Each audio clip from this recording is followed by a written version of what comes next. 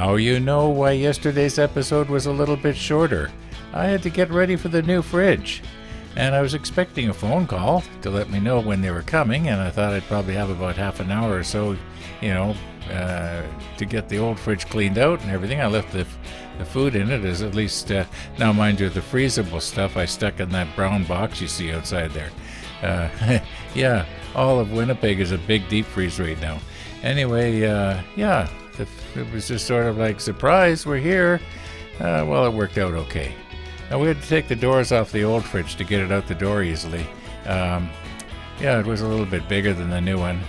The old fridge, it was a little bit of nostalgia going on there when I saw it going, because my wife and I had bought that fridge about 41 years ago. Actually, we bought 5 appliances: a fridge, a stove, a washer, dryer, and a dishwasher. And we were moving into our new home. We'd lived in an apartment for the first 6 years of our marriage, and then, we're moving into our first house, and it was so exciting. So it was a little bit nostalgic there. I am very happy with my new fridge. It's running right now, but I don't think you can hear it. I can just hear it. Anyway, my son was over for a while, actually for quite a while, and what we did was we changed the doors around so that the handle was on the right-hand side of the fridge instead of the left-hand side of the fridge. My kitchen is sort of backwards, and it's sort of kind of inconvenient if you have to, open the door, if you have to go out and stand in the hallway, if you know what I mean, and then open the door to get into the fridge. That's the way it was laid out, so we've got it right now, but it took us a while. That cut into model building time here, so once again we're going to have a rather short episode. Now, I'm trimming the flashing off of these parts here. Some of them are almost falling off, but it was something like this that I was doing with the jack stand a few months ago. Now, speaking of the jack stand, now Thailand Jim made the comment, why not use a pin? Now, I think that's brilliant, actually. It's a pin like this. It's already got a little knob on the top of it, which is kind of like the little knob that this has. You know what? You're zoomed way back. I'm going to reset up here. Okay, so this was the top of the original jack stand. I think it went like this, but I'm not sure. I do have a faint recollection of trying to extrude some sprue and glue a little piece on there. This is not going to look like it did originally, but you will notice on the top of the pin head, it kind of takes the place of this little thing right here. Not exactly, but it sort of does. And I think if we get a flag attached to it, pretty sure we can use that. So, thanks for reminding me, Jim. Now, because I have to have this at just exactly the right angle, I'm not going to nip this off on camera. But it was when I was trying to clean up the jack stand where this piece had attached to the jack stand is when I broke it. I think I was sanding it or filing it, and I was getting a little bit too aggressive. So this has to come off, this has to come off, and this has to come off. And then this piece here, it plugs down into a hole. This is supposed to be, I believe, a little winch. It's supposed to go something like this. I'm wondering if there would be a good idea to run some easy line across the top from here to here, because I can't see that not being supported somehow. And then I believe that these things here, they are in some way brackets that, or somehow, well, I guess we'll see when we try to put it down. But this one here, remember I was saying something about you have to be careful. If I could quit poking at it, I'm just trying to get it just right. Maybe it's because I'm not using the poking stick. Okay, you can see here where part of this is flashing and part of it isn't. Like I don't nip off this whole thing here.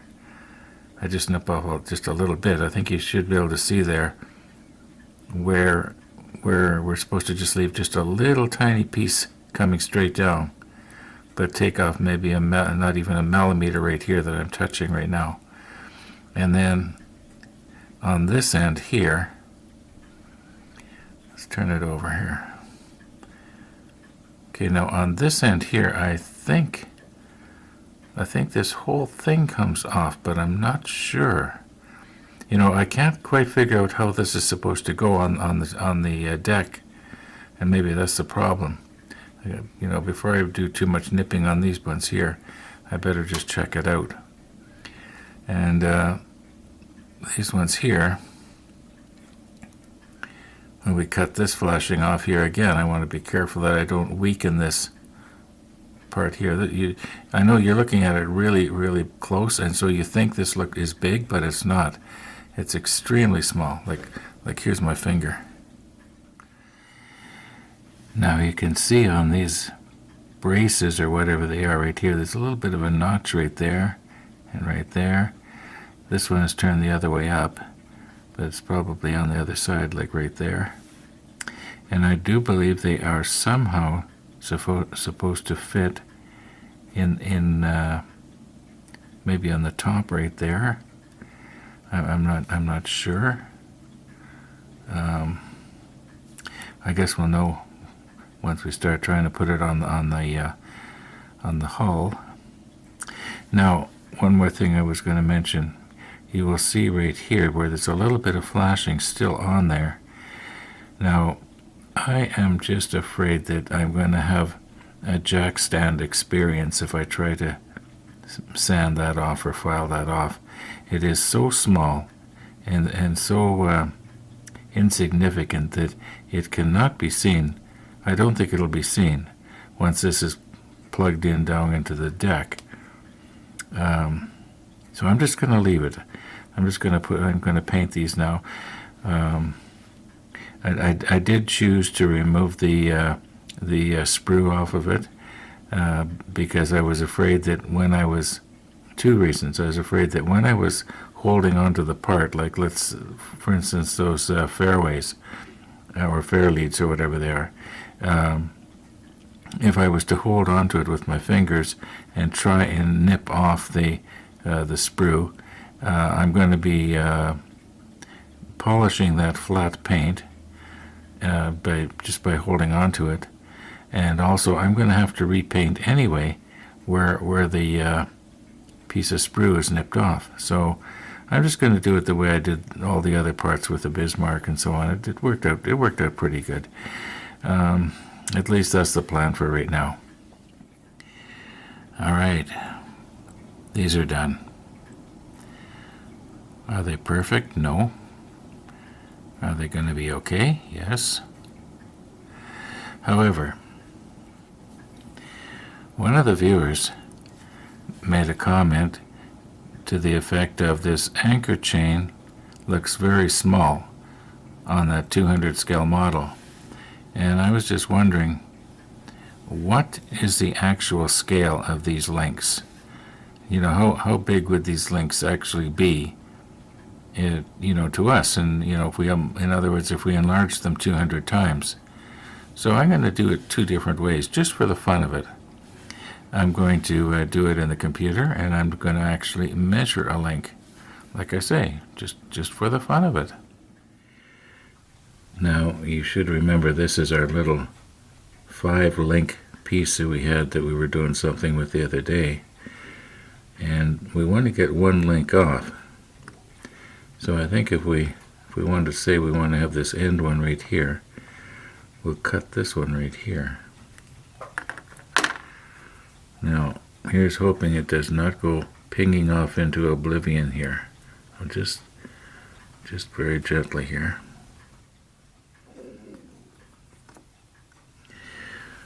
That didn't work.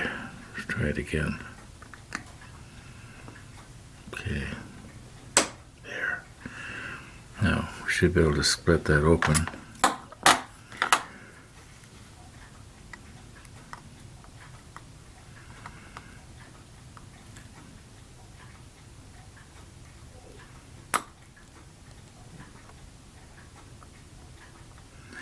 I know I'm sort of scraping the black off there, but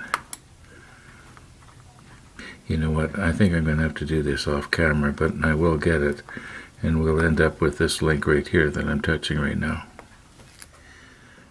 Okay, now the idea is I want to be able to hold this link with the tweezers and get it in between the anvils of the caliper. And I think that should work. Yeah, that's going to work.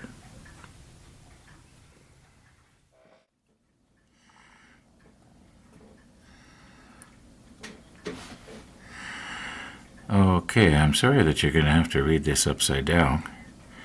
I'll just get this, make sure this is on 0. Yeah, it's on 0. Okay, we'll open it up enough that we can get the link in there. I forgot to stop down the macro lens, so you're going to notice that that little link is going to go in and out of focus. There's very little depth of field going on there, but I'm pretty sure you're going to get the idea. Close this down.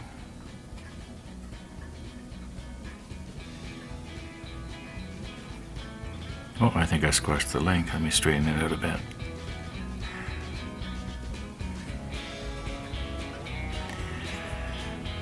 A little bit more tension on that.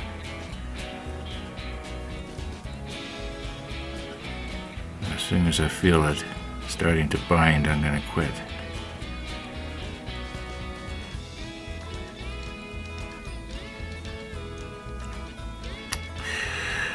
Maybe this isn't going to work out the way I thought.